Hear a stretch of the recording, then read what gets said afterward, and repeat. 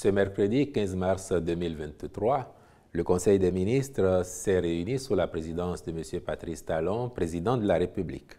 Au thème de la séance, les décisions ci-après ont été prises. Au titre des mesures normatives, sous cette rubrique ont été adoptés les décrets portant approbation des statuts modifiés de l'Agence nationale de promotion des patrimoines et de développement du tourisme, désormais dénommée Agence nationale de développement des patrimoines touristiques, puis composition, attribution, organisation et fonctionnement du Conseil national de lutte contre le VIH-Sida, la tuberculose, le paludisme, les hépatites, les infections sexuellement transmissibles et les épidémies. Au titre des communications, en point 1, amélioration de la régulation du secteur des jeux de hasard, d'argent et de paris, puis mise en place d'une plateforme de contrôle, en vue de s'adapter à l'évolution des pratiques intervenues ces dernières années. Il urge d'actualiser la législation applicable au secteur en mettant en place un dispositif performant de contrôle. Ceci permettra notamment d'assurer une meilleure supervision, le traitement plus équitable des opérateurs de jeux afin de stimuler la concurrence et la création de valeur, le renforcement de la lutte contre les activités illicites, l'évasion fiscale, le blanchiment d'argent et le financement du terrorisme, la protection des populations vulnérables exposées au risque d'addiction, puis de préserver les mineurs et promouvoir le jeu responsable. C'est à cette fin que le Conseil a autorisé la contractualisation avec un cabinet spécialisé de juristes ainsi qu'avec un opérateur expérimenté en vue de proposer une amélioration de la régulation et de procéder à l'installation d'une plateforme de contrôle. En point 2, acquisition de divers équipements au profit du groupement national des sapeurs-pompiers. L'objectif poursuivi en décidant d'acquérir ces équipements est de renforcer les capacités d'intervention des centres de secours et de permettre aux agents d'être plus réactifs et diligents. Cette première vague d'acquisition porte sur 9 véhicules d'intervention pick-up 4x4, 10 véhicules de secours et d'assistance aux victimes et 2 camions citernes incendie. Le ministre de l'Intérieur et de la Sécurité publique accomplira toutes les diligences nécessaires à la contractualisation avec les sociétés retenues en vue de la livraison dans les délais requis de ces matériels. Par ailleurs, dans le but d'optimiser l'efficacité et la qualité du service aux populations, le gouvernement a engagé des réflexions pour une réforme d'envergure de l'unité des sapeurs-pompiers.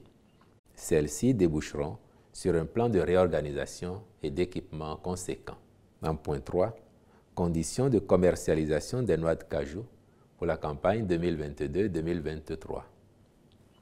Le bilan de la campagne écoulée révèle que la quantité de noix brutes de cajou produites s'élève à 215 809 tonnes, dont 159 898 ont été exportées. De même, sur une capacité de transformation installée de 60 800 tonnes hors zone économique spéciale de Glodjigbe, 10 usines sur les 14 ont fonctionné et ont transformé 17 700 tonnes. La quantité d'amandes blanches destinées à l'exportation étant de 1187 tonnes. Pour le compte de la présente campagne, les besoins exprimés par les transformateurs locaux s'élèvent à 119 400 tonnes de noix brutes. Ceux-ci ont émis le souhait de disposer d'une période exclusive en début de campagne pour s'approvisionner en noix brutes. Le Conseil a fixé son ouverture pour le 16 mars 2023 à Natitengu et sa clôture le 31 octobre 2023. Il saisit l'occasion pour inviter les différents acteurs à s'organiser en vue de garantir sa réussite au mieux des intérêts de tous. De même, et sauf autorisation expresse, l'exportation des noix de cajou par voie terrestre est interdite.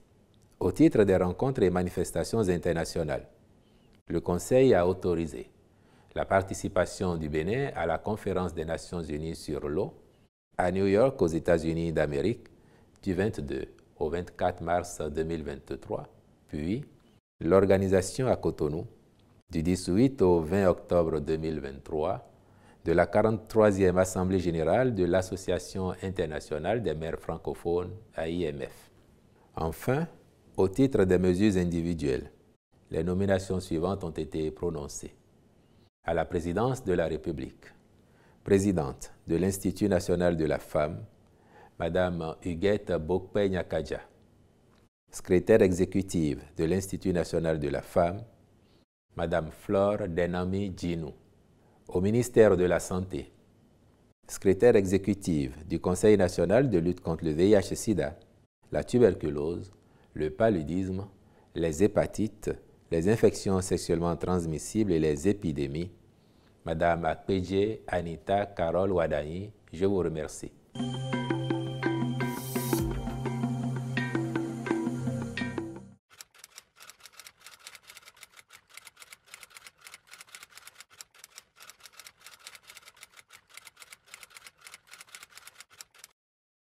Dans l'immédiat, c'est de consolider les liens qui existent entre les deux pays et qui sont de très bonne qualité. Vous avez pu noter vous-même l'ambiance des travaux, des rencontres entre les deux chefs d'État, mais aussi entre les délégations des deux pays. Après, de façon concrète, les retombées s'apprécieront sur la durée. En ce qui concerne les retombées économiques, notamment pour nos deux pays, sachant qu'aujourd'hui, le Bénin est le couloir d'écoulement qui sera très bientôt mis en œuvre en ce qui concerne les hydrocarbures, particulièrement le pétrole nigérien, du désert jusqu'à la côte ici chez nous.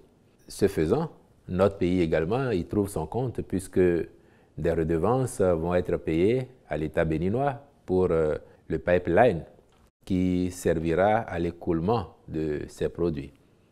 Les retombées, c'est aussi que notre pays est aujourd'hui le port naturel du Niger et que de nombreux opérateurs économiques nigériens, de nombreux transporteurs se servent un peu de Cotonou comme d'un hub pour projeter leurs activités aussi bien dans leur pays que dans la sous-région. Si nous faisons en sorte que les rapports entre ceux-ci et l'administration béninoise s'optimisent pour créer davantage de qualité, il va sans dire que notre pays sera également gagnant. Et les travaux que nous avons engagés déjà au port autonome de Cotonou pour en améliorer les prestations à terme, en ayant par exemple un meilleur tirant d'eau pour favoriser à terme la venue de bateaux de plus grande envergure chez nous, tout ça est de nature à favoriser à terme un meilleur développement des activités économiques entre le Bénin et le Niger. Et donc, conséquemment, c'est de la plus-value pour notre économie. Et puis, au plan des rapports humains ou au plan sécuritaire, tout simplement, les deux pays ont un accord de coopération militaire dont la mise en œuvre sur le terrain produit de plus en plus de résultats. Et les deux chefs d'État s'en sont félicités. Il va également sans dire là que les deux pays travailleront à renforcer cet accord pour que, durablement, la sécurité soit de mise à nos frontières, mais aussi que nos populations puissent vivre en pleine harmonie.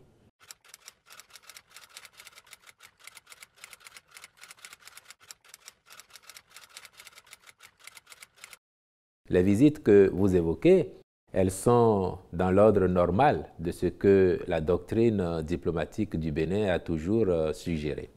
Seulement qu'avec le président Talon, l'exigence de mettre aux normes nos pratiques, l'exigence aussi de faire en sorte que quand nous recevons nos hôtes, ce soit dans les meilleures conditions possibles de respectabilité de notre pays. Et c'est pour ça que sous le premier quinquennat, en dépit des demandes parfois qui ont été adressées à notre pays, le gouvernement ne s'était pas beaucoup dépêché d'autoriser ou de recevoir des visites comme cela était attendu.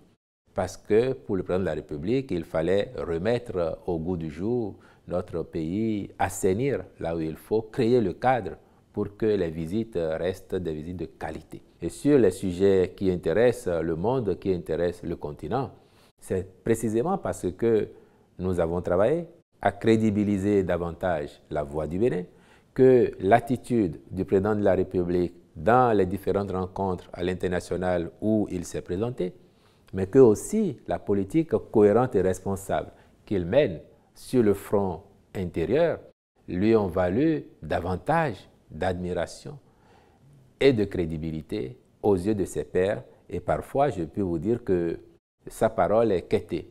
On lui demande, on lui suggère de se prononcer sur tel ou tel sujet afin que le monde ait aussi un certain son de cloche venant de pays d'Afrique, mais un son de cloche responsable, mûri, qui est porté par l'ambition de positionner définitivement le Bénin comme un pays responsable, un acteur majeur dans le monde majeur des relations internationales où on sait très bien que souvent les États ne se font pas de cadeaux, chacun luttant principalement pour ses intérêts. Donc si nous sommes ainsi de plus en plus sollicités, de plus en plus attendus, de plus en plus scrutés, c'est forcément parce que nous avons travaillé sous la houlette du président de la République à donner davantage de crédibilité à notre pays et à faire en sorte qu'il soit recherché parmi ceux dont l'opinion compte désormais.